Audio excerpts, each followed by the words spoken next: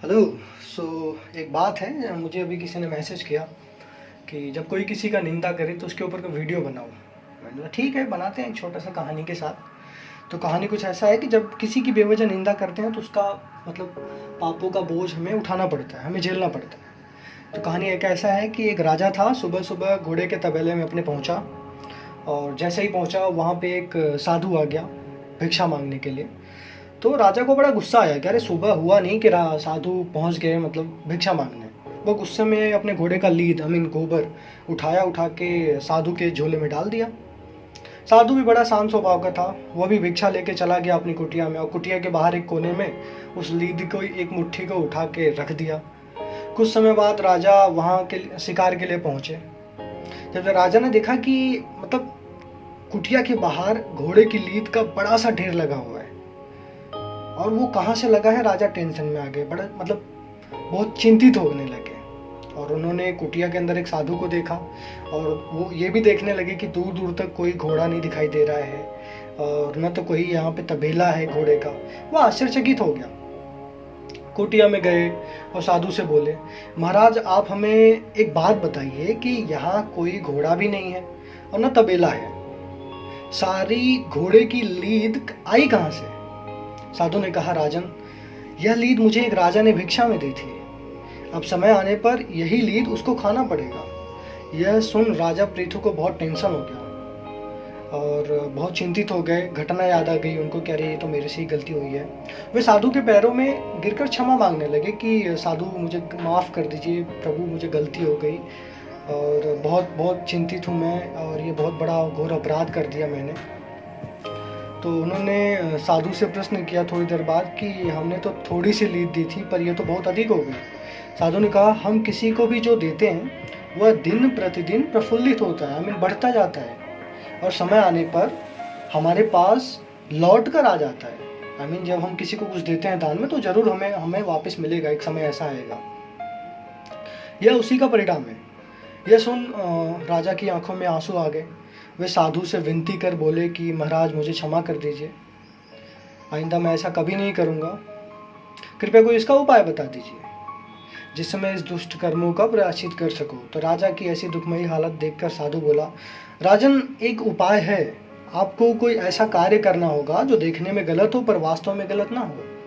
जब लोग आपको गलत देखेंगे और आपकी निंदा करेंगे तो ज़्यादा लोग आपकी निंदा करेंगे, और उनका आपका पाप जो भी होगा हल्का हल्का ये आपके जो भी निंदा करने वाले होंगे उनके हिस्से में चला जाएगा। यह सुन राजा ने महल में मतलब आकर बहुत काफ़ी सोच विचार किया, अपने मंत्री के साथ मीटिंग बैठाई और बहुत सोचा विचारा। तो सुबह हुआ। सुबह होते ही जैसे तो राजा ने क्या किया, शराब की बोतल लेकर चौराहे पर बैठ गए। सुबह सुबह राजा को इस हाल में देख के उनके प्रजा के लोग मतलब आपस में लगे निंदा करने कि यह एक ऐसा राजा है, कितना निंदनीय कृत्य कर रहा है, क्या यह शोभनीय है, आदि आदि लोग निंदा करने लगे। बट राजा को कोई फर्क नहीं पड़ा, पूरे दिन शराबियों की तरह अभिनय करते रहे। इस पूरे कृत्य के पश्चात जब राजा पुनः साधु के पास पहुंचे तो लीद का ढेर के स्थान पर देखा उन्होंने कि एक मुट्ठी सी लीद पड़ी थी। राजा आश्चर्य हो गए, बोले महाराज ये कैसे हुआ, इतना बड़ा ढेर कहाँ गायब हो गया? साधु ने कहा, यह आपकी अनुचित निंदा के कारण हुआ है राजन। जिन जिन लोगों ने आपकी निंदा की है आपका पाप उन सब में बराबर बराबर बढ़ गया है। तो बात यही है कि जब हम किसी की बेवजह निंदा करते हैं तो हमें उनके पापों का बोझ उठाना पड़ता है, तथा हमें अपने किए गए कर्मों का फल तो भुगतना ही पड़ता है। अब चाहे हम हंस के भुगते या रो कर, हम जैसा देंगे वैसा लौट कर वापिस आएगा। तो दोस्तों यही है, जब आपकी कोई निंदा करे तो आपको खुश होना चाहिए, कोई बात नहीं। बट एक चीज़ आपको ध्यान रखना है कि आप सही कर रहे हैं या गलत कर रहे हैं। आपको अपने से बड़े लोगों से विचार करना चाहिए, आपके अपने फैमिली में पूछना चाहिए क्या ये सही है क्या गलत है। बाकी अगर आप सही करोगे तो डेफिनेटली दुनिया आपके बारे में गलत बोलना स्टार्ट करेगी, जलना स्टार्ट करेगी, लोग आपके अगेंस्ट में आ जाएंगे।